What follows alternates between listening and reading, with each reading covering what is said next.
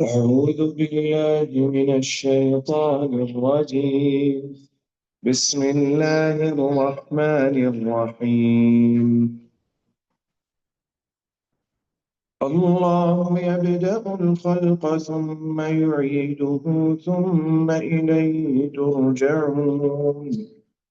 ويوم تقوم الساعة يبلس المجرمون ولم يكن لهم من شركائهم شفعاء وكانوا بشركائهم كافرين. ويوم تقوم الساعة يومئذ يتفرقون.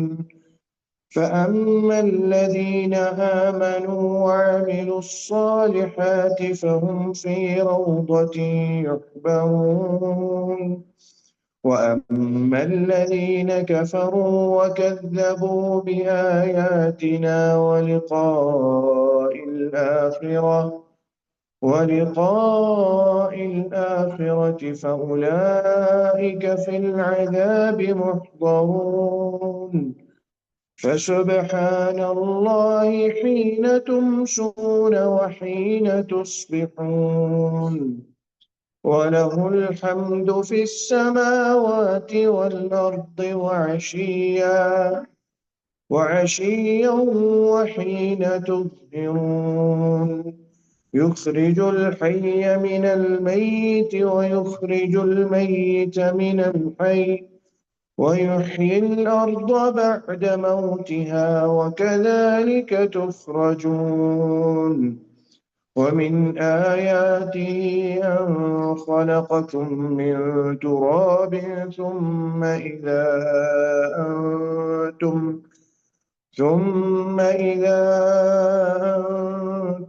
بشر تنتشرون. ومن آياته أن خلق لكم من أنفسكم أزواجا لتسكنوا إليها وجعل بينكم مودة ورحمة إن في ذلك لآيات لقوم يتفكرون. الحمد لله رب العالمين، والصلاة والسلام على أشرف الأنبياء والمرسلين نبينا محمد وعلى آله وصحبه أجمعين. اللهم انفعنا بما علمتنا وعلمنا ما ينفعنا وزدنا علما وعملا وتوفيقا برحمتك يا أرحم الراحمين. رب اشرح لي صدري ويسر لي أمري واحلل عقدة من لساني يفقهوا قولي.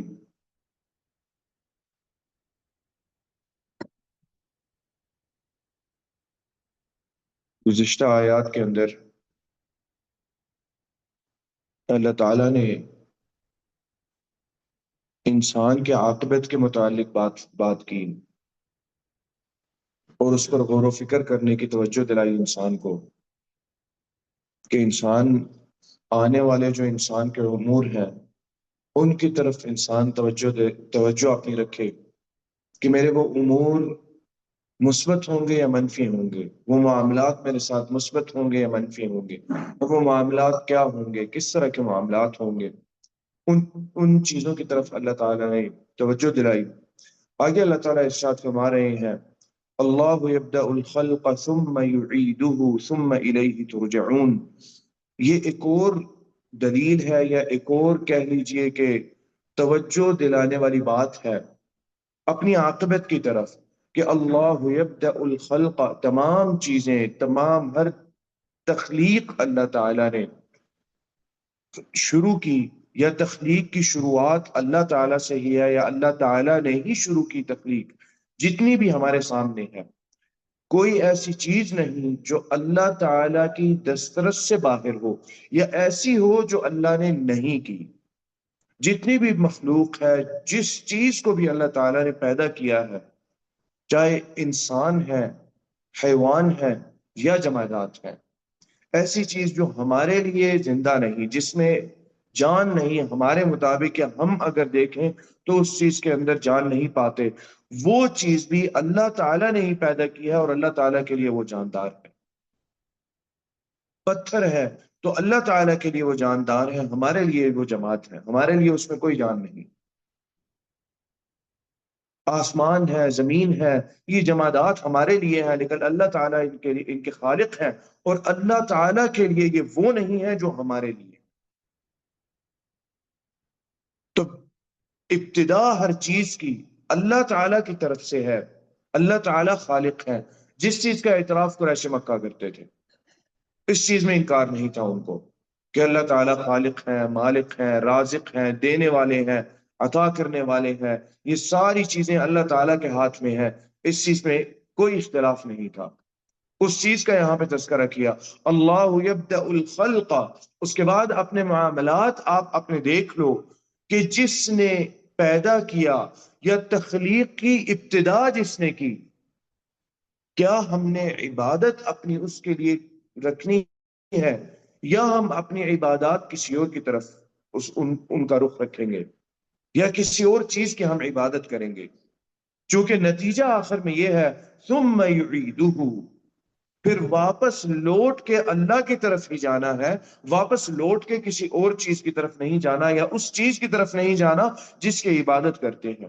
جن کی عبادت کرتے ہیں ان کے بارے میں تو اللہ تعالیٰ نے ارشاد فرما دیا کہ قیامت کے دن یہ کہیں گے وہ لوگ، اللہ تعالیٰ ان لوگوں سے کہیں گے جنہوں نے معبودات بنا رکھے تھے، این شرکاءکم الذین کنتم تزعمون، کہ تمہارے مزعوم شرکا، وہ شرکا جن کو تم نے اپنے گمان میں رب بنا رکھا تھا یا اللہ کا شریک بنا رکھا تھا، وہ شریک کہاں پر ہیں تمہارے؟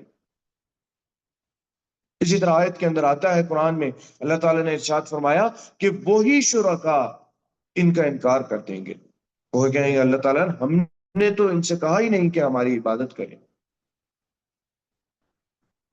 رہی بات شیطان کی، شیطان اپنا اعتراف کرے گا، شیطان کہے گا کہ میں نے تمہیں بلایا اس چیز کی طرف، لیکن میں نے صرف ایک پکار دی تھی، میری ایک پکار تھی، مجھے یہ نہ کہو کہ اللہ تعالیٰ اس کو دوہرا عذاب دے، اس کو زیادہ عذاب دے، اس نے ہمیں یہ کیا، اس نے ہمیں گمراہ کیا۔ وہاں پہ یہ بات ہمیں سمجھ آتی ہے، اللہ تعالیٰ کے جواب سے یہ بات سمجھ آتی ہے کہ اللہ تعالیٰ ہمیں اللہ تعالیٰ نے عقل کسی وجہ سے دی ہے۔ عذاب برابر ہوگا، اعمال کے مطابق عذاب ہوگا، جو اعمال ہیں اسی طرح ان کے انسان کا عذاب ہوگا۔ جیسے ہماری حسنات، ہماری نیکیوں کے مطابق اللہ تعالی ہمیں جنت عطا کریں گے، جنت میں مقام عطا کریں گے، اسی طرح انسان کے گناہوں کے مطابق اللہ تعالی جہنم میں انسان کو عذاب دیں گے۔ جہنم میں انسان کا مقام انسان کے گناہوں کے مطابق ہوگا۔ اور اس عقل کو صرف ان دنیاوی معاملات کے لیے ہم نے نہیں استعمال کرنا، بلکہ یہ سوچنا ہے کہ اگر ہماری ابتدا اللہ تعالیٰ نے کی، یا پوری تخلیق کی ابتدا اللہ تعالیٰ نے کی، تو ہم یہ سوچیں ذرا کہ اپنی عبادات ہم کسی اور کے لیے کیوں پھر رکھیں؟ کیا اس نے ہمارے لیے کچھ پیدا کیا یا ہمیں پیدا کیا؟ ان دونوں میں سے کوئی چیز اس نے کی جس چیز کی طرف ہم اپنی عبادات یا عبادت کرنے والے لوگ عبادات کرتے ہیں۔ اللہ تعالی ہم سب کو موحد رکھے، اپنی عبادت صرف اپنی عبادت کی طرف عبادت کرنے والا رکھیں، اپنی طرف سجدہ کرنے والا رکھیں، کبھی انسان کسی ایسی چیز کی طرف اپنا سر نہ چکائے، اپنا نہ ہی شک پیدا ہو اللہ تعالیٰ کی ربوبیت کے اندر، اللہ تعالیٰ کی الوہیت کے اندر۔ یہ وہ چیز ہے جس چیز کی طرف اللہ تعالیٰ اشارہ کرتے ہیں کہ تم لوگوں نے واپس اللہ تعالیٰ کی طرف لوٹ کے آ جانا ہے، ثم الیہ ترجعون، واپس اللہ کی طرف تمام لوگوں نے لوٹ کے اللہ کی طرف آنا ہے۔ اپنے اعمال ہم لوگ سیدھے کر لیں، اپنے عقائد سیدھے کر لیں، اپنی سوچ کو ہم سیدھا کریں۔ آگے اللہ تعالیٰ ارشاد فرماتے ہیں وَيَوْمَ تَقُومُ السَّاعَةُ يُبْلِسُ الْمُجْرِمُونَ، اب قیامت قائم ہونے کا، قیامت برپا ہو جانے کے کچھ مسائل یا اس کے متعلق اللہ تعالیٰ بتاتے ہیں کہ جب قیامت برپا ہوگی، یبلس المجرمون، جو مجرم لوگ ہیں، گناہگار لوگ ہیں، جنہوں نے ظلم کیا، شرک والا ظلم اور دوسرا ظلم بھی، جنہوں نے ظلم کیا وہ پریشان ہو جائیں گے، وہ ہکے بکے رہ جائیں گے کہ یہ کیا ہو گیا، ہم کہاں پہ آ گئے، کدھر ہمارا، یہ کہاں پہ لایا گیا ہمیں، ہم کیسے اپنی قبروں سے اٹھا لیے گئے، ہم تو اس چیز کا انکار کرتے تھے۔ اور اسی چیز کے متعلق انبیاء کا مذاق اڑایا جاتا تھا، انبیاء کے جو پیروکار تھے ان کا مذاق اس چیز پر اڑایا جاتا تھا۔ تو اللہ کے نبی صلی اللہ علیہ وسلم کے پاس بندہ آیا نا، اس نے آ کے نبی اکرم صلی اللہ علیہ وسلم کے پاس ہاتھ میں ہڈیاں تھیں، اس نے ہڈیوں کا چورا بنایا اور آپ صلی اللہ علیہ وسلم کے سامنے ہڈی پھینک کے تو اس نے کہا کہ یہ کیسے واپس اٹھائی جائے گی؟ وہی چیز ہے، اللہ یبدأ الخلق ثم یعیدہ ثم الیہ ترجعون، جس نے ابتدا کی کیا اس کے لیے مشکل ہے کہ اس کو واپس لے کر آئے، کیا اس کی تخلیق واپس پھر سے کرے، کیا اس کے لیے مشکل ہے؟ یہ انسان اگر خود کوئی چیز اس دنیا میں بناتا ہے، پہلی دفعہ بنانا مشکل ہے، دوسری دفعہ بنانا آسان ہے، یہ انسان کا معاملہ ہے، اللہ تعالیٰ کے لیے کوئی مثال نہیں۔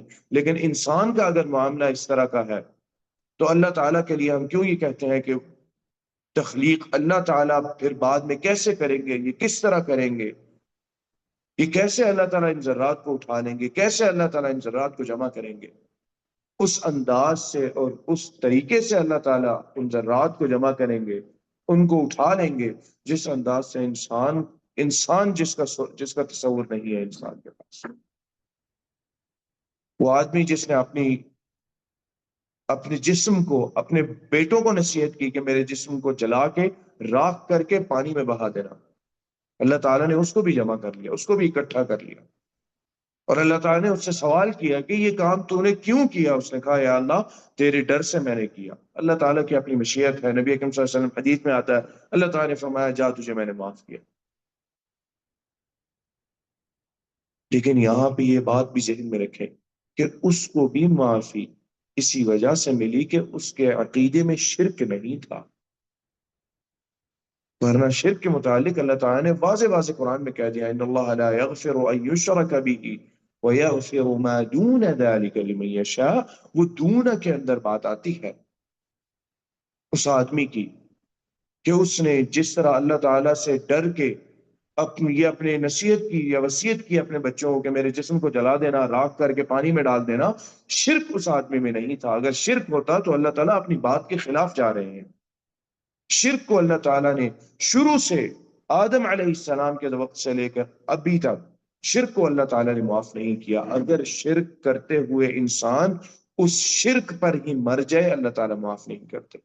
اس دنیا کے اندر تو شرک کی بھی معافی ہے، اس دنیا کی زندگی میں رہتے ہوئے انسان اگر اللہ تعالیٰ سے معافی طلب کر لے تو اس دنیا میں معافی ہے، لیکن اگر اس عقیدے کے ساتھ مر جائے تو اللہ تعالیٰ پھر معاف نہیں کرتے۔ لیکن یہاں پہ ایک بات بہت اہم ہے جس کو ہم اپنے ذہن میں رکھیں کہ ہم لوگوں پر احکامات جاری کرنے والے نہ بنیں۔ ہاں یہ عقیدہ شرک کا تھا جس کو اللہ تعالیٰ معاف نہیں کرتے، اس بندے کا معاملہ کیا تھا اب وہ اللہ تعالیٰ کے ہاتھ میں ہے۔ شاید اس بندے کے متعلق اللہ تعالیٰ کوئی عذر اللہ تعالیٰ کے سامنے ہو، اللہ تعالیٰ کی جس کو ایک عذر بالجہل کا مسئلہ کہا جاتا ہے، کوئی بھی عذر اللہ تعالیٰ کے نزدیک اس بندے کے متعلق ہو، شاید اللہ تعالیٰ معاف کرے۔ جیسے کہ نبی اکرم صلی اللہ علیہ وسلم سے آتا ہے کہ علماء نے بھی اس چیز کا ذکر کیا، وہ لوگ جن تک بالکل کوئی وحی نہیں پہنچی تھی، کوئی علم نہیں تھا ان کے پاس، اہل الفترہ ان کو کہا جاتا ہے، ایک خاص زمانے کے لوگ، ان کو امید ہے اللہ تعالیٰ معاف فرما دیں گے، جن تک بالکل کوئی تعلیمات نہیں پہنچی تھی۔ لیکن شرک کا ویسے معاملہ وہ یہی ہے کہ اللہ تعالیٰ انسان معاف نہیں فرماتے اگر انسان شرک کرتے ہوئے مر جائے، تو انسان پریشان رہ جائے گا کہ یہ وہی چیز ہے جس کے متعلق نبی اکرم صلی اللہ علیہ وسلم سے لڑائی تھی کفار کی، جس کے متعلق نبی اکرم صلی اللہ علیہ وسلم کے ساتھ کفار یہ کہا کرتے تھے کہ یہ کیسے اٹھا لیا جائے گا، یہ کس طرح ہم مریں گے، مرنے کے بعد ایک نئی زندگی شروع ہوگی، یہ کیسے معاملات ہوں گے؟ آگے اللہ تعالیٰ فرماتے ہیں وَلَمْ يَكُنْ لَهُمْ مِنْ شُرَكَائِهِمْ، اب واپس اللہ تعالیٰ نے ان کے شریکوں کی طرف اشارہ کر دیا، نہیں ہوگا ان کے لیے کوئی شریک، من شرکائہم، کوئی بھی شریک، من یہاں پہ حصر کے لیے ہے، کوئی ایک بھی شریک ان کے لیے نہیں ہوگا جو ان کی مدد کے لیے آئے، چاہے وہ ایسے ہوں جنہوں نے کبھی شرک کی دعوت نہیں دی تھی، جیسے کہ عیسیٰ علیہ السلام کے بارے میں آتا ہے کہ اللہ تعالیٰ عیسیٰ علیہ السلام سے کہیں گے کہ تم نے کہا تھا کہ میری اور میری ماں کی عبادت کرو، حضرت عیسیٰ علیہ السلام انکار کر دیں گے اس چیز کا۔ اور اسی طرح وہ لوگ جن کو اپنے سے لوگوں نے شریک بنایا، جن کو اپنے سے لوگوں نے یہ کہا کہ ان کے پاس طاقت ہے، یا ان کے پاس، ان کو اللہ تعالیٰ نے کچھ وسائل دیے ہیں، وہ لوگ انکار کر دیں گے۔ اور جنہوں نے اس چیز کو قبول کیا کہ ہاں ہماری عبادت کریں یا معبود بنایا جائے، یا ہم وسیلہ بنتے ہیں یا ہم کرتے ہیں ایسا، وہ لوگ بھی انکار کر دیں گے، جیسے کہ شیطان نے انکار کیا۔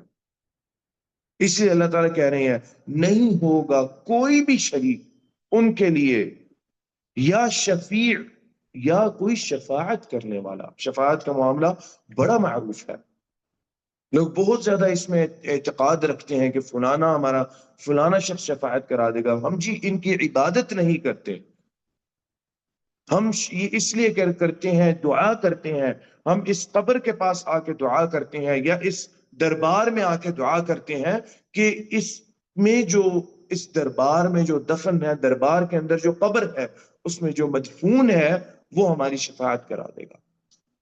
ہم عبادت اس کی نہیں کرتے، عبادت اللہ کی کرتے ہیں، لیکن ان کو وسیلہ بناتے ہیں۔ جب اللہ تعالیٰ نے کہا کہ وَنَحْنُ أَقْرَبُ إِلَيْهِ مِنْ حَبْلِ الْوَرِيدِ، اللہ تعالیٰ کو یہ کہنے کی کیا ضرورت تھی؟ اگر وسیلہ والی بات ہوتی، اگر اللہ تعالیٰ کہتے کہ نہیں مجھ تک تم نے وسیلے سے پہنچنا ہے، کہیں پہ قرآن میں یہ بات دکھا دے کہ اللہ تعالیٰ نے کہا ہو کہ مجھ تک آپ نے وسیلے سے پہنچنا ہے، بنا وسیلے کے مجھ تک آپ نہیں پہنچ سکتے۔ اگر یہ مسئلہ ہوتا تو اللہ تعالیٰ یہ بات کیوں کہتے وَنَحْنُ أَقْرَبُ إِلَيْهِ مِنْ حَبْلِ الْوَرِيدِ، ہم تو تمہاری شہرت سے بھی زیادہ تمہارے قریب ہیں، دعا تو کر کے دیکھو، مانگ کے تو اللہ تعالیٰ سے دیکھو، اللہ تعالیٰ کی عبادت تو کر کے دیکھو۔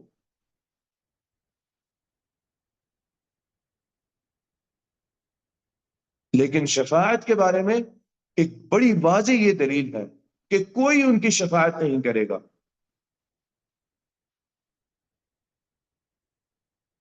اسی طرح قرآن کے اندر اللہ تعالیٰ نے ارشاد فرمایا کہ شفاعت کون کرے گا؟ إِلَّا لِمَنِ ارْتَضَىٰ، صرف وہ شفاعت کر سکے گا جس کے لیے اللہ راضی ہوں گے کہ یہ شفاعت کرے، جس کو اللہ تعالیٰ اجازت دیں گے کہ یہ شفاعت کرے، وہ شفاعت کرے گا۔ نبی اکرم صلی اللہ علیہ وسلم نے کچھ اقسام بتائیں کہ یہ بندہ یہ شفاعت کر سکے گا، اس طرح کے لوگ اس طرح کو شفاعت کر سکیں گے، جیسے کہ آتا ہے کہ ایک حافظ شفاعت کر سکے گا، اپنی والدین کی شفاعت کر سکے گا، یا ایک نیک اولاد اپنے والدین کے لیے شفاعت کر سکے گی، یا وہ شخص جو اعلیٰ درجے میں ہے جنت کے، وہ اپنے خاندان کے لوگوں کے لیے جو نچلے درجے میں ہیں ان کے لیے شفاعت کر سکیں گے، لیکن یہ بھی اللہ کی اجازت سے ہے۔ دیکھیں نبی اکرم صلی اللہ علیہ وسلم، آپ صلی اللہ علیہ وسلم نے کہا جب لوگ انبیاء کے پاس آئیں گے، انبیاء کہیں گے یہ شفاعت یا یہ مقام ہمارا نہیں ہے، مجھ سے یہ غلطی ہوئی، مجھ سے یہ ہوا، مجھ سے یہ ہوا، لمبی حدیث ہے، متفق علیہ حدیث ہے۔ آپ صلی اللہ علیہ وسلم کے پاس آئے، آپ صلی اللہ علیہ وسلم آئیں گے، آپ صلی اللہ علیہ وسلم کہیں گے انا لہا، میں ہوں اس شفاعت کے لیے، یہ مجھے دی گئی ہے شفاعت۔ اس کے بعد اللہ کے نبی صلی اللہ علیہ وسلم کیا کریں گے؟ شفاعت کریں گے؟ شفاعت نہیں کریں گے۔ اللہ کے نبی صلی اللہ علیہ وسلم اجازت مانگیں گے اللہ تعالیٰ کی، اور وہ اجازت کیا ہوگی؟ آپ صلی اللہ علیہ وسلم فرماتے ہیں کہ میں سجدہ کروں گا، میں دعا کروں گا، اور میں وہ حمد و ثنا کروں گا جو اللہ تعالیٰ نے مجھے آج نہیں سکھائی، میں وہ حمد و ثنا کروں گا، وہ الفاظ اور وہ ثنا مجھے آج نہیں آتی، مجھے علم نہیں ہے اس کا، اللہ کے نبی صلی اللہ علیہ وسلم کو علم نہیں اس حمد و ثنا کا، تو سمجھ لیں اس کے بعد کسی شخص کو علم نہیں ہے حمد و ثنا کا۔ اگر اللہ تعالیٰ کے نبی جو کہ سید الانبیاء ہیں، جب آپ صلی اللہ علیہ وسلم شفاعت کرنے سے پہلے ایسی حمد و ثنا کریں گے جس کا علم نبی صلی اللہ علیہ وسلم کو اس دنیا میں نہیں ہے، تو دوسرے کیسے شفاعت کر سکیں گے؟ کس طرح شفاعت کے لیے آگے بڑھ سکیں گے؟ انکار کر دیں گے کہ ہم تو نہیں کرتے۔ اللہ تعالیٰ نے آگے ارشاد فرمایا وَكَانُوا بِشُرَكَائِهِمْ كَافِرِينَ، وَكَانُوا، اب کانوں کی ضمیر جاتی ہے ان کی طرف جن کو شریک بنایا، وہ اپنے جن کو شریک جو جن کو شریک بناتے تھے وہ خود کفر کر دیں گے، ان کا اپنے شرکاء کا انکار کرنے کو کہیں گے یہ تو ہم تو نہیں، ہم نے اللہ تعالیٰ ان سے کہا ہی نہیں تھا، وہ لوگ خود انکار کر دیں گے۔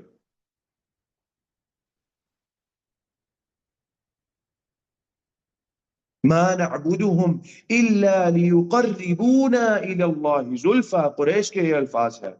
نبی اکرم صلی اللہ علیہ وسلم نے جب بتوں کی پوجا سے، بتوں کی عبادت سے ان کو منع کیا تو انہوں نے جب بہت سارے جواب دیے، جن میں سے ایک جواب یہ بھی تھا ما نعبدهم، ہم نہیں ان کی عبادت کرتے الا سوائے اس کے لیقربونا الی اللہ زلفا، کہ ہمیں یہ اللہ کے قریب کر دیں، اس لیے ہم ان کی عبادت کرتے ہیں۔ کیا اللہ تعالیٰ کے نبی صلی اللہ علیہ وسلم نے اس چیز کو قبول کیا تھا ان سے؟ ہرگز نہیں، کبھی نہیں قبول کیا تھا۔ یہ شفاعت والا ڈھونگ رچانا، یہ شفاعت والی بات کرنا، یہ تو کفار نے بھی کی تھی کہ جی ہم تو اس لیے کرتے ہیں کہ ہماری شفاعت کر دیں گے۔ کیا اللہ تعالیٰ کے نبی کی شفاعت نہیں چاہیے صلی اللہ علیہ وسلم، جو کہ توحید پر ہونے سے کے ساتھ ملے گی، توحید میں کسی طرح کا خلل نہ ہونے کے ساتھ ملے گی؟ اور یہاں پہ المیہ یہ ہے کہ اس طرح کی شفاعت کے عقیدے کو توحید بنا کے لوگوں کے سامنے پیش کیا کہ نہیں، یہ چیز رکھیں اپنے دل میں، یہ توحید ہے، حالانکہ اللہ تعالیٰ نے اس چیز کا انکار کیا، نبی اکرم صلی اللہ علیہ وسلم نے اس چیز کا انکار کیا۔ تمہارے شفاعت کرنے والے کہاں ہیں؟ وہی اپنے شریکوں کا انکار کر دیں گے، یہ جو ان کو شریک بناتے تھے ان کا انکار کر دیں گے کہ اللہ تعالیٰ یہ ہم نے تو کچھ نہیں کہا تھا، اللہ تعالیٰ ہماری پکڑ نہ کر۔ جب انبیاء اس دن نفسی نفسی کہیں گے، جب انبیاء یہ کہیں گے اللہ تعالیٰ میرا نفس بچا لے، میرا نفس بچا لے، انبیاء کے علاوہ باقی کیا، آگے کون کس کی شفاعت کر سکتا ہے؟ کون آگے بڑھ کے اللہ تعالیٰ کے آگے یہ بات کہے کہ اللہ تعالیٰ اس کو اور اس کو معاف کر دے؟ اپنے آپ کو کروا لیا ہے۔ اس دن تو یہی ہوگا کہ اللہ تعالیٰ آج مجھے معاف کر دے، مجھے بچا لے۔ وصاحبتہ وبنی، وہ اپنے باپ، بیٹے، بیوی، شوہر، ہر بندہ یہ سب سے قریب کے رشتے ہیں، ان کا اللہ تعالیٰ نے ذکر کیا قرآن میں، یہ آپس میں ایک دوسرے سے متنفر ہوں گے، بھاگیں گے۔ کہاں کی شفاعت اور کس چیز کی شفاعت؟ جو دربار میں بیٹھا ہے، جو آپ کے اتنا قریب نہیں ہے جتنے گھر والے قریب ہیں، اور جو آپ کے لیے قربانی نہیں دے گا، کبھی نہیں دے گا اس زندگی کے اندر، جو آپ کے گھر والے دیں گے، جن کے بارے میں اللہ تعالیٰ نے قرآن میں کہہ دیا کہ یہ آپ سے دور بھاگ جائیں گے، یہ لوگ چلے جائیں گے آپ سے، کوئی آپ کے قریب نہیں آئے گا، ہر بندہ اپنے آپ کو بچانے کا سوچے گا۔ جو یہ دربار میں بیٹھا ہوا کیسے آپ کو بچا سکتا ہے؟ یا قبر کا مجاور جو ہے وہ کیسے آپ کو بچا سکتا ہے؟ یا وہاں پہ رکھوالا جو ہے کیسے بچا سکتا ہے؟ آگے اللہ تعالیٰ ارشاد فرماتے ہیں وَيَوْمَ تَقُومُ، پھر قیامت کے متعلق واپس اللہ تعالیٰ یاد دہانی دلا رہے ہیں کہ ہم سوچیں کس راستے پر چل رہے ہیں۔ وَيَوْمَ تَقُومُ السَّاعَةُ، جب قیامت قائم ہو جائے گی، يَوْمَئِذٍ يَتَفَرَّقُونَ، وہ دن ایسا ہوگا کہ آپس میں بٹ جائیں گے، علیحدہ ہو جائیں گے، کوئی کسی کے ساتھ نہیں جڑا رہے گا۔ اللہ کے نبی صلی اللہ علیہ وسلم نے اپنے اقربا کو منادی لگائی، اپنے اقربا کو نبی اکرم صلی اللہ علیہ وسلم نے بلایا، پکارا، اے بنی عبد المطلب، اے صفیہ بنت عبد المطلب، اے فاطمہ، سلینی ما شئتی لا اغنی عنک من اللہ شیئا، آج پوچھ لو مجھ سے جو لینا ہے لے لو، میں کسی چیز میں مدد نہیں کر سکوں گا اللہ تعالیٰ کے سامنے. آج جو حق لینا ہے مجھ سے اس دنیا میں لے لو. یہ اللہ کے نبی صلی اللہ علیہ وسلم مخاطب کر کے بات کر رہے ہیں. اپنی بیٹی کو مخاطب کر رہے ہیں، اپنی پھپھو کو مخاطب کر رہے ہیں، اپنے چچا کو، اپنے گھر والوں کو مخاطب کر کے نبی اکرم صلی اللہ علیہ وسلم جو آپ کے سب سے قریب لوگ ہیں. اور آپ صلی اللہ علیہ وسلم کون ہے؟ جو اکیلے نبی جو شفاعت کریں گے، جو پل صراط پہ نفسی نفسی نہیں کہیں گے، پل صراط پہ امتی امتی کہیں گے کہ اللہ تعالیٰ میری امت، اللہ تعالیٰ میری امت، اللہ تعالیٰ میری امت کی حفاظت فرمانا. ہر نبی پل صراط کو دیکھ کے اپنے گھٹنے کے بل گر جائیں گے اور یہ کہیں گے نفسی نفسی. جہنم کو دیکھیں گے نفسی نفسی، سوائے اللہ کے نبی صلی اللہ علیہ وسلم کے. آپ صلی اللہ علیہ وسلم یہ کہیں گے امتی امتی. اور آپ صلی اللہ علیہ وسلم یہ بات کہہ رہے ہیں کہ اے فاطمہ بنت محمد، مجھ سے پوچھ لو، مجھ سے لے لو جو لینا ہے. لا اغنی عنک من اللہ شیئا، میں کسی چیز میں مدد نہیں کر سکوں گا، مددگار نہیں ثابت ہوں گا کسی چیز کے اندر. شفاعت اللہ کے نبی صلی اللہ علیہ وسلم اللہ کی اجازت سے کریں گے. اور بڑی لمبی کہتے ہیں اللہ کے نبی صلی اللہ علیہ وسلم کہتے ہیں میں کتنی دیر وہ حمد و ثنا کروں گا مجھے نہیں پتا، میں کتنی دیر اس سجدے میں پڑا رہوں. اور وہ کتنا لمبا وقت ہوگا، یہ 50,000 سال کے بعد کی بات ہے.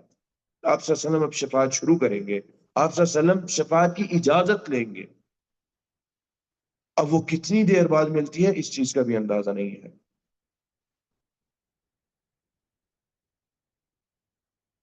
انسان کی اگر ابتدا دیکھی جائے اس دنیا کے اندر، انسان کی ابتدا مخلوق کی نہیں، انسان کی ابتدا اگر اس دنیا کے اندر دیکھی جائے تو شاید 15,000 سال سے زیادہ نہ ہو. ابراہیم علیہ السلام کا زمانہ 4,000 سال کا زمانہ ہے اللہ کے نبی صلی اللہ علیہ وسلم سے پہلے کا. آج کے زمانے سے دیکھ لیں زیادہ سے زیادہ کتنا کہہ لیں گے، 4,500 سال. یہ ابراہیم علیہ السلام کا زمانہ ہے. نوح علیہ السلام کا زمانہ، اس سے پہلے آدم علیہ السلام. انبیاء درمیان میں آتے رہے. یہ وہ انبیاء ہیں جن کا ذکر اللہ تعالیٰ نے قرآن میں کیا، جن کا علم ہمیں ہے. رسلا قد قصصناهم عليك من قبل ورسلا لم نقصصهم عليك. ایسے رسول ہیں جن کی ہم نے آپ کو اطلاع دی، آپ کو خبر دی، اور ایسے رسول اور انبیاء ہیں جن کے ہم نے آپ کو کوئی اطلاع اور خبر نہیں دی. یہ وہ ہیں جن کا نام ابھی لیا جا رہا ہے، یہ وہ ہیں جن کے اللہ تعالیٰ نے ہمیں اطلاع دی.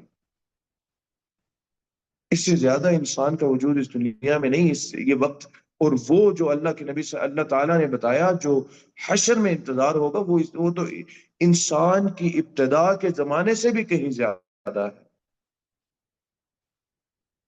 ہم سے تو پرانے اس دنیا کے اندر جانور ہیں جو اللہ تعالیٰ کی معبود ہونے کے مقرر ہیں، اقرار کرتے ہیں. کتنے جانور ہیں جن کی اصل اگر دیکھی جائے تو وہ کئی ہزاروں سال بلکہ کئی لاکھوں سال تک چلی جاتی ہے. آگے اللہ تعالیٰ ارشاد فرماتے ہیں فَأَمَّا الَّذِينَ آمَنُوا وَعَمِلُوا الصَّالِحَاتِ فَهُمْ فِي رَوْضَةٍ يُحْبَرُونَ. بس وہ لوگ جو ایمان لائے اور جنہوں نے نیک اعمال کیے، آمنوا وعملوا الصالحات، نیک اعمال کی، یہ دونوں چیزیں ایک ساتھ ہیں. اکیلے نیک اعمال بنا ایمان کے یا اکیلا ایمان بنا نیک اعمال کے فائدہ مند نہیں. ہاں یہ اتنا کہا جا سکتا ہے کہ اگر انسان کا ایمان ہو، نیک اعمال نہ ہو، تو انسان کو شاید اللہ تعالیٰ اس کی سزا دے کے ایمان کی، جو ایمان دل میں ایمان تھا اس کی وجہ سے اللہ تعالیٰ جنت میں ڈال دے، جو کہ حدیث بطاقہ والی چیز ہے جو آپ صلی اللہ علیہ وسلم نے ذکر کی. ایک شخص آئے گا، اس کے گناہ ہوں گے، اس کے 99 رجسٹر ہوں گے گناہوں کے، اور ہر رجسٹر اس کی آنکھ جہاں تک دیکھ سکتی ہے ایک رجسٹر اتنا بڑا ہوگا، اور اس طرح کے 99 رجسٹر ہوں گے. جب وہ یہ دیکھے گا، وہی بات ہے جب یہ انسان دیکھے گا تو اللہ تعالیٰ کو یہی کہے گا ما لهذا الكتاب لا يغادر صغيرة ولا كبيرة الا احصاها. اللہ تعالیٰ یہ کیسی کتاب ہے، چھوٹا اور بڑا سب کچھ اس کے اندر ہے. اللہ کے نبی صلی اللہ علیہ وسلم نے فرمایا اللہ تعالیٰ کہیں گے کہ کوئی نیکی، اللہ تعالیٰ کو کہے گا یا اللہ اس کے بعد کوئی نیکی نظر نہیں آتی کہ میں نے شاید کوئی نیکی کی ہو۔ یہ اللہ تعالیٰ کی رحمت ہے، اس کی دلیل ہے یہ حدیث۔ آپ صلی اللہ علیہ وسلم فرمائیں گے کہ اللہ تعالیٰ کہ آپ صلی اللہ علیہ وسلم نے کہا، فرمایا کہ اللہ تعالیٰ فرمائیں گے کہ ایک نیکی ہے، کون سی ہے یا اللہ؟ اللہ تعالیٰ ایک بطاقہ لے کے آئیں گے، ایک کارڈ لائیں گے، اس کو رکھ دیا جائے گا، وہ کہے گا، وہ یہ سوچے گا کہ یہ ایک چھوٹا سا کارڈ ہے، میرے 99 رجسٹر ہیں، ہر رجسٹر جتنی آنکھ میری دور دیکھتی ہے ایک رجسٹر اتنا بڑا ہے، اور اس طرح کے 99 رجسٹر ہیں میرے گناہوں سے بھرے ہوئے ہیں۔ یہ ایک بطاقہ کیا کہے گا؟ اخلاص سے کلمہ لا الہ الا اللہ اس نے کہا ہوگا۔ حدیث کے اندر آتا ہے طاشت السجلات، جتنے بھی اس کے رجسٹر ہوں گے وہ آسمانوں میں اوپر ہلکے پڑ جائیں گے، اور وہ ایک بطاقہ آسمانوں میں ایسے اڑ جائیں گے۔ طاشت کا مطلب ہوتا ہے بالکل ایسے اوپر اچھل جانا، اور وہ ایک بطاقہ بھاری ہو جائے گا۔ اخلاص سے کلمہ لا الہ الا اللہ کہا ہوگا، اور اللہ تعالیٰ اپنی رحمت سے معاف فرمائیں گے اس کو۔ یہاں پہ بھی اپنے اللہ تعالیٰ کی رحمت ہوگی۔ ہر بندہ اب یہ نہ سمجھے کہ اچھا میں نے لا الہ الا اللہ کہا ہے تو میرے ساتھ وہ والا کام ہوگا، اللہ تعالیٰ معاف فرما دیں گے، نہیں۔ اللہ تعالیٰ معاف جس کو چاہیں گے اس کو فرمائیں گے، اپنی رحمت سے اور اپنی حکمت کے ساتھ اللہ تعالیٰ معاف فرمائیں گے۔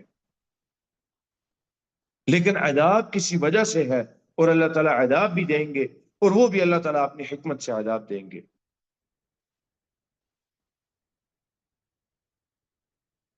اس لیے آمنو کے ساتھ اعمال بہت زیادہ ضروری ہیں۔ اکیلا ایمان نہیں انسان کے لیے فائدہ مند۔ اتنا فائدہ مند ہے کہ اگر اللہ تعالیٰ اپنی رحمت فرمائے تو انسان کو بنا سزا کے اور عذاب کے جنت میں داخل کر سکتے ہیں، یا سزا اور عذاب کے بعد جو ہم برداشت نہیں کر سکتے، یہ ذہن میں ہم کبھی نہ رکھیں کہ ہاں چلو ٹھیک ہے، اس سزا اور عذاب کے بعد تو جنت میں چلے جائیں گے نا، وہ ہماری برداشت سے باہر ہے وہ عذاب اور سزا۔ اور اللہ تعالیٰ کی اس طرح کی سزا کی تمنا، انسان یہ ایسی چیز ہے کہ انسان تمنا کر رہا ہے کہ اچھا ٹھیک ہے اس کے بعد یہ ہوگا نا، جنت میں چلے جائیں گے آخر پہ۔ بلکہ معافی کی انسان دعا کرے کہ اللہ تعالیٰ ہمارے گناہوں کو معاف فرما دے، اور اپنے رحمت سے اللہ تعالیٰ جنت میں داخل کرتے نا۔ ہماری اتنی طاقت نہیں کہ ہم اس کو برداشت کر سکیں۔ اگر اس کا احساس انسان لینا ہے تو اس دنیا میں لے لے، تھوڑا سا عذاب کا احساس۔ سوچے ان لوگوں کو جن کے ساتھ تعذیب کا معاملہ کیا جاتا ہے، کسی بھی جرم کی وجہ سے یا کسی بھی چیز کی وجہ سے، شاید جرم ان کا ایمان ہو، ایمان کی وجہ سے ان کو جیلوں میں عذاب دیا جاتا ہے۔ سوچے انسان، کیا میں وہ برداشت کر سکتا ہوں؟ اگر وہ بھی نہیں تو انسان اس دنیا کی آگ کا سوچے، کیا میں اس آگ کو برداشت کر سکتا ہوں؟ اگر احساس نہیں پیدا ہوتا تو انسان اس آگ میں اپنے آپ کو ڈال کے تھوڑی دیر کے لیے دیکھے، کیا میں یہ احساس برداشت کر سکتا ہوں؟ اگر وہ بھی نہیں تو انسان آج دوپہر کی دھوپ کے اندر ایک دفعہ کھڑا ہو کے دیکھے، ننگے پاؤں کھڑے ہو کے دیکھیں، دھوپ کا تو احساس ہی نہیں، ننگے پاؤں نہ ہونے کی وجہ سے ہمیں تو احساس ہی نہیں، صرف یہ احساس ہے کہ یہ گرم ہوتی ہے، ہم نے جا کے پنکھے میں، چھاؤں میں یا اے سی میں بیٹھ جانا ہے، بس یہ احساس ہے۔ ننگے پاؤں کے ساتھ ایک دفعہ دھوپ کا بھی احساس انسان لے، انسان کو جہنم یاد آ جاتی ہے۔ یہ تو اتنی دور سورج ہے، اور اس دن جب حشر کا روز ہوگا، ایک میل کی مسافت پہ صرف سورج ہوگا، اور اس دن گرمی سوچے کتنی ہوگی۔ وہی بات ہے، اللہ کے نبی صلی اللہ علیہ وسلم سے اس نے ایک بندہ آیا، اس نے پوچھا یا رسول اللہ متی الساعہ، آپ صلی اللہ علیہ وسلم نے کہا ماذا اعددت لها، یا اللہ کے نبی قیامت کب آئے گی؟ آپ صلی اللہ علیہ وسلم نے کہا مجھے یہ بتاؤ تم نے تیاری کیا کی ہے اس کے لیے۔ یہ چھوڑ دو اس چیز کی سوچ کو، اللہ تعالیٰ نے کتنا وقت گزار دیا، وہ انتظار کرنا چھوڑ دو، اور اس کے بعد بھی کتنا لمبا وقت ہوگا۔ اصل بات یہ ہے کہ تم نے تیاری کتنی کی ہے۔ کیا ایسا تو نہیں کہ وہ جتنے بھی ہزاروں سال ہیں حشر کے، وہ پورے کے پورے مجھے محسوس ہوں، یا میری تیاری اور عمل اتنا ہے کہ وہ 1000 سال مجھے ایسے لگے جیسے عصر سے مغرب کا وقت ہے، جو کہ ایمان مومن کے لیے ہوگا۔ اس کو ایسا محسوس ہوگا جیسے میں نے عصر سے مغرب کا وقت گزارا اور اللہ تعالیٰ نے حساب کتاب شروع کر دیا ہے۔ کیا وہ معاملہ اس طرح کا ہے؟ کیا یہ معاملہ اس طرح کا ہے؟ میری تیاری کیا ہے؟ ماذا اعددت لها؟ آگے اللہ تعالیٰ ارشاد فرماتے ہیں فَهُمْ فِي رَوْضَةٍ، وہ باغات میں ہوں گے، یحبرون، بالکل خوش، اللہ تعالیٰ سے بالکل خوش ہوں گے، خوش و خرم، آرام سے، آرام کی زندگی وہاں پہ گزاریں گے۔ لیکن آمنوا وعملوا الصالحات، دو چیزیں،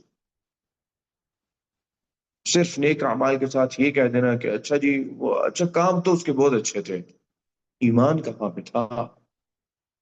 کام تو بہت لوگوں کے بہت اچھے تھے، کام تو حاتم طائی کے بہت اچھے تھے، اللہ کے نبی صلی اللہ علیہ وسلم نے کیا نہیں کہا تھا کہ اس کے کام بہت اچھے تھے؟ عدی بن حاتم کو کہا اللہ کے نبی صلی اللہ علیہ وسلم نے، آپ نے کہا کہ وہ شخص اچھا تھا، سوائے اس کے وہ یہ کہہ دیتا کہ اللہ واللہ ربی، اللہ اللہ میرا رب ہے، یہ کہہ دیتا تو بہت اچھا ہوتا، لیکن کام اس کے بہت اچھے تھے، اس کے لیے اللہ کے نبی صلی اللہ علیہ وسلم بھی شفاعت نہیں کر سکتے۔ شفاعت بھی ایمان والوں کے لیے ہوگی، جن کے دل میں ایمان ہوگا ان کے لیے شفاعت ہوگی، بنا ایمان کے نہ شفاعت ہے، نہ اللہ تعالیٰ سے انسان یہ امید کرے کہ بنا ایمان کے اللہ تعالیٰ انسان کو جنت میں لے جائیں گے، نہ ہی ہم یہ بات اپنے ذہن میں رکھیں صرف دلی تعلق کی وجہ سے کسی کے ساتھ کہ جی اچھا اعمال تو بڑے اچھے کیے، چیزیں تو بہت اچھی کی، ایمان کہاں پہ تھا؟ اللہ تعالیٰ کے ساتھ ظلم کیا، یہ ظلم چھوٹا تھا، یہ اتنا بڑا ظلم تھا جس کے بارے میں اللہ تعالیٰ نے، ظلم ہے جس کے بارے میں اللہ تعالیٰ نے کہا کہ آسمان پھٹ جائے، زمین پھٹ جائے، اس سے بھی بڑی یہ چیز ہے کہ ان کو اندازہ نہیں انہوں نے اللہ تعالیٰ کے ساتھ کیا کیا ہے۔ ما قدر اللہ حق قدری، اللہ تعالیٰ کی قدر نہیں کی جس طرح اللہ تعالیٰ کے حق تھا قدر کرنے کا، قدر نہیں کی اللہ تعالیٰ کی۔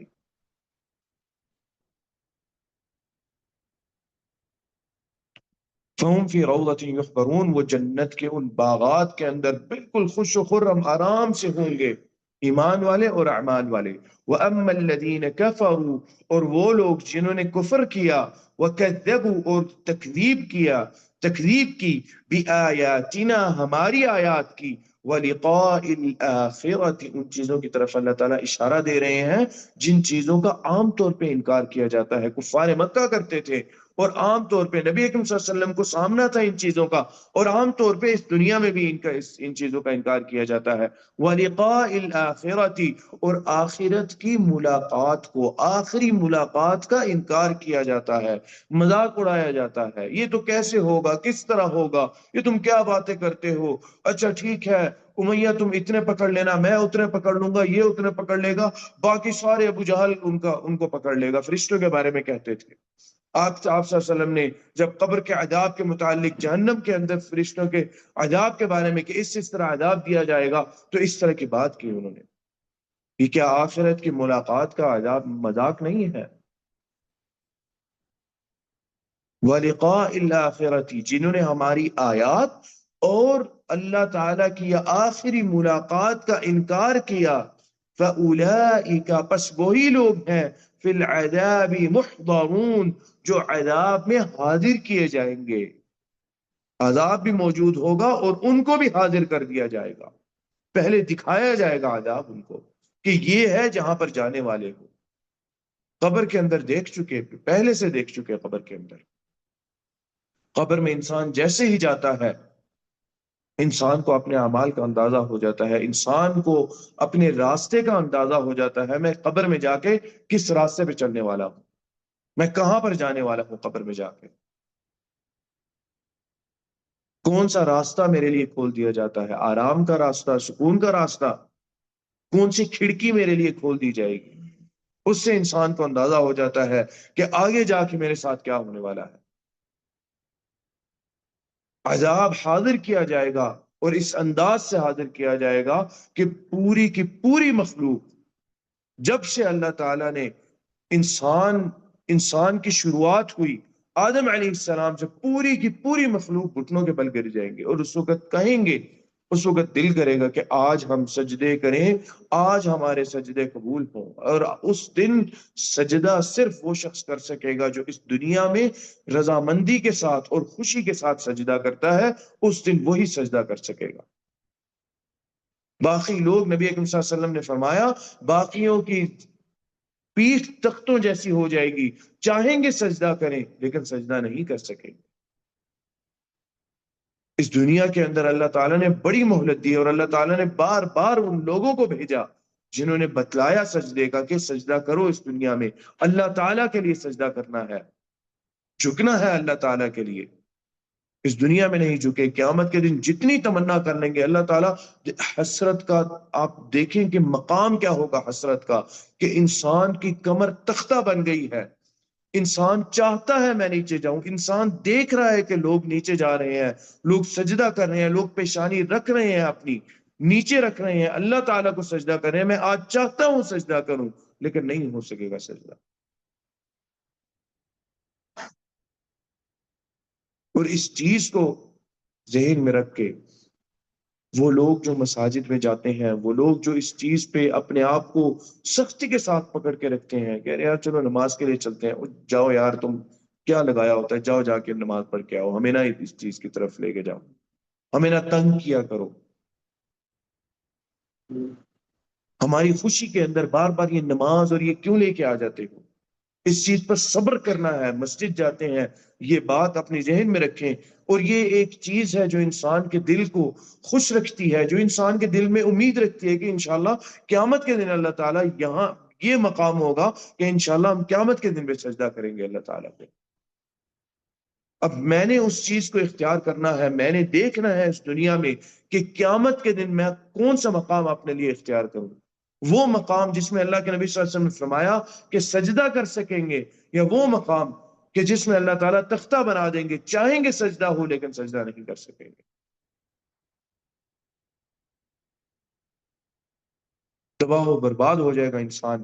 اس آیت کے اندر وَأَمَّا الَّذِينَ كَفَرُوا، اس آیت کے اندر ایک چیز ملاحظہ کریں، وہ ایک چیز یہ ہے کہ اللہ تعالیٰ نے کفروا کے ساتھ برے اعمال کا ذکر نہیں کیا، آمنو کے ساتھ نیک اعمال کا ذکر کیا، آمنو وعملوا الصالحات۔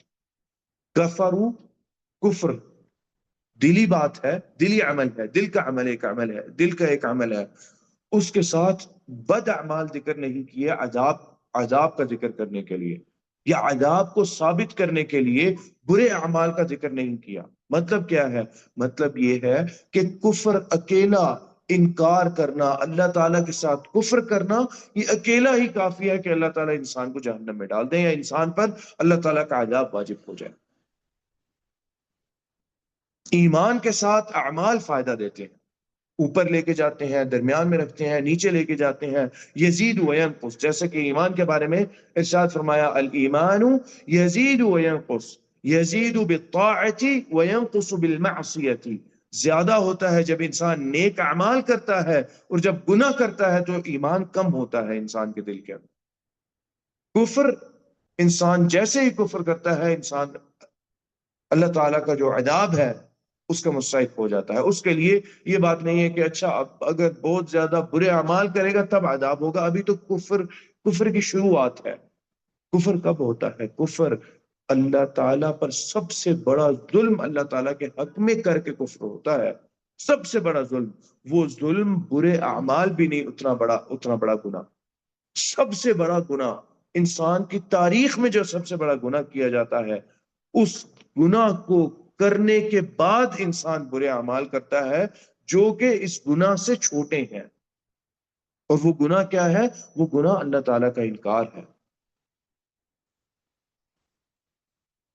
اس لیے اعمال کا، برے اعمال کا ذکر نہیں کیا، اکیلا کفر کر دینا انسان کے لیے انسان کو اس عذاب کا اور جہنم کا اور اللہ تعالیٰ کے غصے کا مستحق بنا دیتا ہے۔ فسبحان اللہ حین تمسون وحین تصبحون، آگے اللہ تعالیٰ نے انسان کو ترغیب دلائی کہ انسان تسبیح کرے، انسان اللہ تعالیٰ کو یاد کرے۔ کب؟ حین تمسون، جب تم اپنی شام کرو، وحین تصبحون، جب اپنی صبح کرو۔ کیوں؟ اللہ یبدأ الخلق، ابتدا اللہ تعالیٰ نے کی، ہر چیز کی ابتدا کی، تسبیح کے بھی مستحق اللہ تعالیٰ ہے۔ کوئی اور تسبیح کا، کسی عبادت کا، نماز کا، کسی سجدے کا، جھک جانے کا کوئی مستحق نہیں ہے سوائے اللہ تعالیٰ کے۔ کیوں؟ پیدا اللہ تعالیٰ کرنے والی ہے، اس نے پیدا کیا، عبادت میں کسی اور کی کروں؟ کسی اور نے کیا کر کے دکھایا؟ میرے لیے کیا کیا کسی اور نے؟ چلے تخلیق والا موضوع ہٹا دے، اس نے مجھے کتنا کتنا مجھے مہیا کیا، اس نے کتنا مجھے رزق دیا، کتنا رازق ہے وہ میرا جس کی عبادت کی جا رہی ہے، وہ اللہ تعالیٰ ہی ہے۔ رزق بھی اللہ تعالیٰ دینے والے ہیں، پیدا بھی اللہ تعالیٰ کرنے والے ہیں، اور اس پوری تخلیق کی ابتدا اللہ تعالیٰ کرنے والے ہیں۔ اس لیے فسبحان اللہ، واپس لوٹ آؤ، تسبیح صرف اللہ تعالیٰ کی، نہ کسی بت کی ہے، نہ کسی پتھر کی ہے، نہ کسی شجر کی ہے، نہ کسی شخص کی ہے، نہ کسی قبر میں پڑے ہوئے آدمی کی، کسی کی تسبیح نہیں ہے۔ پاک ہے اللہ تعالیٰ، اور وہ پاکی بیان کرو اللہ تعالیٰ کی، حین تمسون و حین تصبحون، جب جب شام کرتے ہو اور جب جب تم صبح کرتے ہو۔ اور اس چیز کے ساتھ بہت ساری چیزوں کا تعلق جڑتا ہے، ہمارے اذکار کا تعلق جڑتا ہے، صبح شام کے اذکار کا تعلق جڑتا ہے، شیاطین کا عمل کا وقت، صبح کا اور شام کا، جب صبح شروع ہوتی ہے وہ ایک شیاطین کے عمل کا وقت ہے۔ اللہ تعالیٰ کے نبی صلی اللہ علیہ وسلم نے ترغیب دلائی، ہم نے کیا کرنا ہے؟ نماز پڑھنی ہے اور اذکار کر لینے ہیں۔ شام کا وقت شیاطین کے عمل کا وقت، اس کے بعد صبح کے وقت اس کے شیاطین ایک طرح سے کہنے کے چھپ جاتے ہیں، اس عمل سے پیچھے ہٹ جاتے ہیں۔ کیوں؟ ذکر کر لیا، اللہ تعالیٰ کو یاد کر لیا، نماز پڑھ لی، تسبیح کر لی، اپنے آپ کو محفوظ کر لیا اذکار کر کے۔ شام کا وقت ہے شیاطین کے عمل کا وقت، اللہ تعالیٰ نے اس وقت بھی تسبیح کرنے کا حکم دے دیا۔ شیاطین کی دنیا ایک ایسی دنیا ہے جس کو ہمارے عقل میں، یہ بھی ایسی چیز ہے کہ ہماری عقل میں آنے والی چیز نہیں ہے، یہ ہماری عقل اس کو سمجھ نہیں سکتی۔ اور قرآن پڑھنا، نماز پڑھنا، یہ ایک ایسی طاقت ہے جس کو وہ محسوس کرتے ہیں، جس کو وہ لوگ بھی محسوس کرتے ہیں جو شیاطین کے ساتھ عمل کرتے ہیں، جو شیاطین کے معاون ہوتے ہیں، وہ لوگ بھی قرآن کو اور آیت الکرسی اور نماز، اس کی طاقت کو محسوس کرتے ہیں۔ اس لیے ترغیب دلائی کہ صبح و شام کم سے کم یہ دو وقت ہیں جس میں اپنے آپ کو اذکار کر کے، دعا کر کے اپنے آپ کو انسان محفوظ کر لے، انسان ہر شر سے اپنے آپ کو بچا لے۔ آپ صلی اللہ علیہ وسلم نے فرمایا کہ انسان سوتا ہے، شیطان آتا ہے، انسان کی کانوں میں پیشاب کرتا ہے، اور انسان کو یہ تھپکی دیتا ہے، لوری دیتا ہے کہ سو جا سو جا، اٹھنے کا وقت نہیں ہے، خاص طور پہ فجر کے وقت۔ انسان جب اٹھتا ہے، ذکر کرتا ہے، اپنی دعا پڑھتا ہے، نبی اکرم صلی اللہ علیہ وسلم نے فرمایا کہ ایک گرہ بن جاتی ہے۔ وہ کہاں؟ میں نے دیکھی کبھی گرہ؟ میں نے تو نہیں دیکھی وہ کبھی، وہ کہاں پہ بن جاتی ہے؟ ہمارا ایمان اور یقین ہے کہ ہوتی ہے، اللہ تعالیٰ نے حکم دیا، کسی وجہ سے حکم دیا۔ ٹھیک ہے، ہم یہ عبادت بھی کہیں گے کہ نہیں، اللہ نے حکم دیا، ضروری نہیں ہے کہ میں اس کی وجوہات دیکھوں، لیکن یہاں پہ ہیں بھی وجوہات، یہ بھی ایک طریقہ ہے، میرا ایمان ہے اور میں کروں گا، اللہ تعالیٰ کی تسبیح اللہ تعالیٰ نے حکم دے دیا، یہ کامل ایمان ہے۔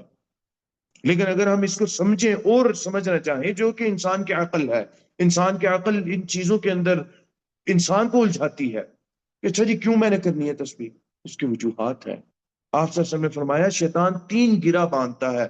کہاں پہ باندھتا ہے؟ میرے بالوں کی باندھتا ہے، میرے کپڑے کی باندھتا ہے، کدھر باندھتا ہے، کون سی گرہ مجھے نہیں پتا، لیکن اللہ کے نبی صلی اللہ علیہ وسلم نے کہا، اور وہ چیز ثابت شدہ ہے، انسان اس وقت اٹھ کے نماز نہ پڑھے، وہ ذکر نہ کرے، انسان کا سارا دن بڑا ہی برا گزرتا ہے، یہاں تک کہ مغرب ہے، مغرب کے وقت پھر اس اذکار کا کہہ دیا نبی اکرم صلی اللہ علیہ وسلم نے، انسان مغرب کے وقت کرے، حشاش بشاش انسان ہو جاتا ہے۔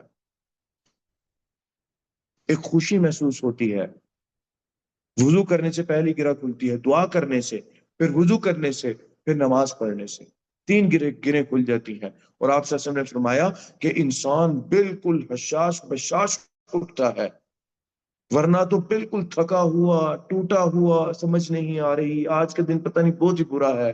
دن برا نہیں ہے، میرا عمل برا ہے۔ دن کو برا کہنا اللہ تعالیٰ کو برا کہنا ہے۔ میرا عمل برا ہے، ہم اپنے اعمال کو نہیں دیکھتے، ہم وقت کو برا کہتے ہیں، دن کو برا کہتے ہیں۔ اللہ کے نبی صلی اللہ علیہ وسلم نے فرمایا لا تسبوا الدہر، وقت بھی دہر ہے، دن بھی دہر ہے۔ فإن اللہ هو الدار، اللہ تعالیٰ وقت ہے۔ کیوں؟ وقت کو اللہ تعالیٰ چلاتے ہیں، پیدا اللہ تعالیٰ نے کیا اور کنٹرول اللہ تعالیٰ کرتے ہیں وقت کو۔ ایک عمل نہیں کرتے اور اس کے بعد 10 گناہ کرتے ہیں، 10 مخالفتیں کرتے ہیں اللہ تعالیٰ کی، اور اس کے بعد وقت کو برا کہتے ہیں کہ بھئی آج کا دن ہی خراب تھا۔ آج کا دن خراب نہیں، میرا عمل خراب تھا، میرا عمل اس طرح کا تھا کہ میرا آج کا دن میں سکون ہی نہیں تھا، پریشانی رہی مجھے۔ آج انسان کو سمجھ نہیں آتی، کبھی آج دل پریشان ہے، سمجھ نہیں آ رہی کیوں؟ وہ پریشان اس وجہ سے ہے کہ میں نے تسبیح نہیں کی، میں اٹھ کے وقت پہ میں نے ذکر نہیں کیا جو اٹھ کے وقت پہ ذکر کرنے کا وقت ہے۔ وعلیکم السلام ورحمۃ اللہ وبرکاتہ۔ جزاک اللہ خیر۔ بارک اللہ فیکم، تشریف رکھیے۔ آج کے درس ہم لوگ یہیں تک رکھتے ہیں۔ قول قولی هذا واستغفر الله لي ولكم ولسائر المسلمين من كل ذنب وخطيئة استغفروه وتوبوا إليه إنه كان غفارا۔